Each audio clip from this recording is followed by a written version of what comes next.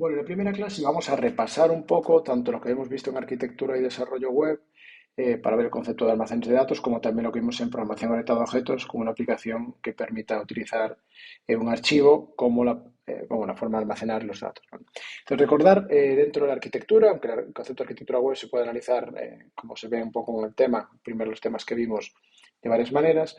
El ejemplo típico es el modelo en tres capas. Entonces, en todas las arquitecturas siempre va a haber un modelo de datos o una parte donde los datos tienen que estar. Y cuanto más separados estén, en principio mejor, porque aislamos ese componente del sistema para trabajar mejor con él. Lo normal de los servidores de datos, veis ahí abajo, es que pueden ser un servidor de base de datos, pero puede ser el mismo servidor de ficheros, del sistema operativo, aparece un servidor de correo, porque podríamos tener un servidor de correo electrónico, por ejemplo, que sea donde enviamos o recibimos datos, y el concepto de API, que también es interesante, que es que hay un servicio externo, un API REST, que me permite también guardar datos, no solo guardar datos, sino gestionar el almacén de datos. Digamos, dentro de arquitecturas que además el tema de los datos, como entender el concepto de almacén de datos más allá del sistema gestor de base de datos, o que es lo que más vamos a ver aquí.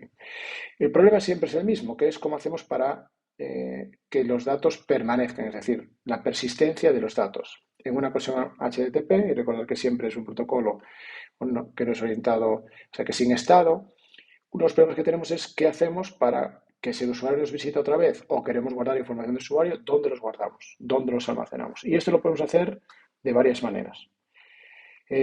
La más normal, bueno, la más inmediata es pensar lo que hacemos en un programa, es decir, los datos están dentro de la estructura de datos del programa, lo que se hace habitualmente en programación. El problema es que en HTTP, al no tener estado, bueno, pues podemos utilizar sesiones HTTP.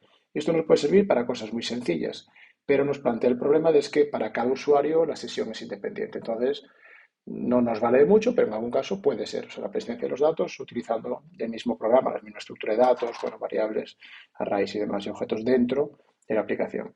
El siguiente paso es decir, bueno, pues podemos utilizar el sistema de archivos del sistema operativo en el que está corriendo el servidor web. Entonces ahí tenemos en los archivos, delegamos todo el web, guardamos los datos.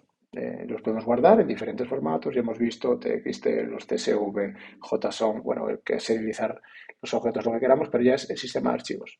Pero eso nos plantea otro problema, es decir, nos garantiza que los usuarios podrían compartir ese archivo, pero que cada vez que trabajamos sobre el archivo, diferentes usuarios nos plantean, por ejemplo, el problema de la concurrencia, bloqueos, o también de seguridad, organización lógica y física y una serie de problemas más. Y es ahí donde surgen las bases de datos, es decir, podemos delegar todo el problema de los datos en un sistema especializado. Me conecto a ese sistema gestor de base de datos de alguna manera y le envío instrucciones utilizando un lenguaje, en el caso de los bases de datos relacionales SQL, y utilizando este lenguaje le solicito información y me la devuelve. Y somos capaces de, digamos, de abstraer la parte de los datos totalmente de nuestra aplicación y por eso es un poco el sistema ideal.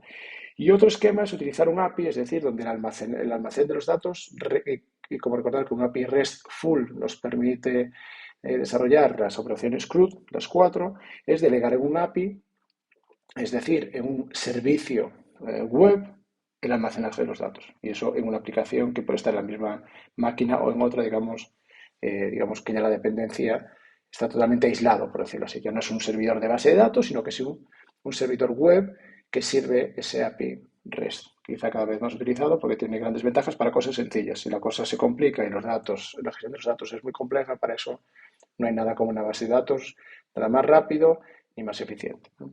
Entonces el concepto siempre es el mismo, que es el concepto de persistencia o de permanencia de los datos, y la solución va a ser diferente. El objetivo de un almacén es, y para gestionar un almacén, es esas operaciones que llamamos CRUD, ¿vale?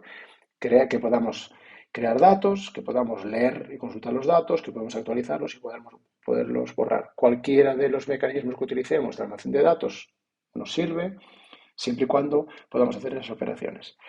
Este es un poco de repaso y por eso os pongo el ejercicio de usar archivos como un almacén de datos para empezar a trabajar sobre un caso concreto que luego vamos a tratar de, digamos, de utilizar como sistema de gestión de base de datos para, veis, utilizar un poco más. Nos va a tener una aplicación web que permita gestionar un almacén de datos de viajeros y viajes. Vemos que empezamos aquí, una aplicación muy sencilla para gestionar viajeros. Bueno, un poco herencia de lo que hemos visto de usuarios, nos debería de llevar mucho tiempo para luego ya pasar a, si queremos añadir más cosas, ya necesitamos la base de datos.